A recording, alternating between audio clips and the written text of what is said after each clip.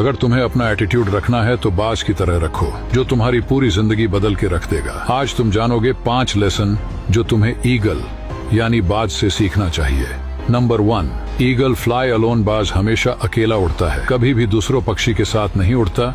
या तो वह अकेला उड़ता है या किसी बाज के साथ ही उड़ता है, कभी भी कबूतरों के साथ नहीं उड़ता। इससे हमें यह सीख मिलती है कि नीच सोच वाले से हमेशा दूर ही रहना चाहिए। जब तुम्हें लग रहा हो कोई साथ नहीं दे रहा है, कोई सपोर्ट करने वाला नहीं है, कोई पूछने वाला नहीं है, तब तुम समझ लेना कि उस रास्ते पर कदम रख दिए हो जो तुम्हें सफलता की ओर ले जाएगा। क्योंकि बाज अकेला उड़ता है और जो अकेला उड़ता है उसके पंख सबसे मजबूत होता है। सेकंड, बाज का विजन बहुत क्लियर होता है और बहुत ज्यादा स्ट्रांग होता है। बाज अपने शिकार को 6 किलोमीटर दूर से ही देख लेता है। जब उसका शिकार दिख जाता है तब उसके रास्ते में कितनी भी कठिनाई आ जाए उसे वो पाकर ही दम लेता है। इससे हमें यह सीख मिलता है कि अपना लक्ष्य क्लियर रखो, जब तक उसे पा ना लो तब तक तुम पीछे मत हटो, चाहे रास्ते में कितनी भी मुश्किलें क्यों ना आए। थर्ड लेसन, बाज कभी मरे हुए जानवर को नहीं खाता है। जब भी शिकार करता है तो जिंदा ही शिकार करता है। इससे यह सीख मिलता है कि जितनी घटना तुम्हारे पास्ट में हुआ है, अच्छा हुआ हो या बुरा, सबको भूल जाओ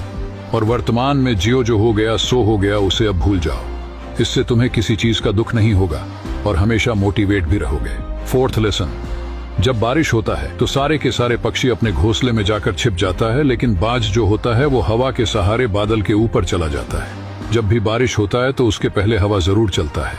यही हवा कुछ पक्षी के लिए मुसीबत बन जाता है, लेकिन इसी मुसीबत को बाज अवसर में बदल लेता है और हवा के सहारे बादल के ऊपर चला जाता है। जब तुम्हारे लाइफ में कोई प्रॉब्लम आता है तो उसके साथ अवसर भी आता है, बस तुम्हें वही पहचानना है।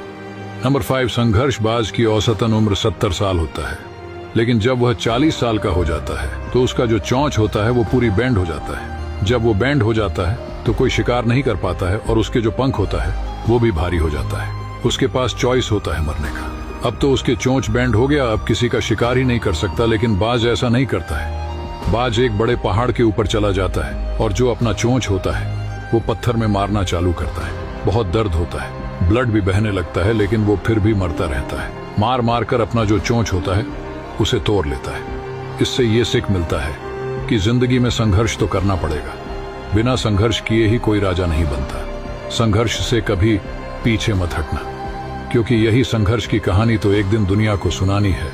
मुझे उम्मीद है कि इस वीडियो से आपको कुछ सीखने के लिए मिला होगा। धन्यवाद।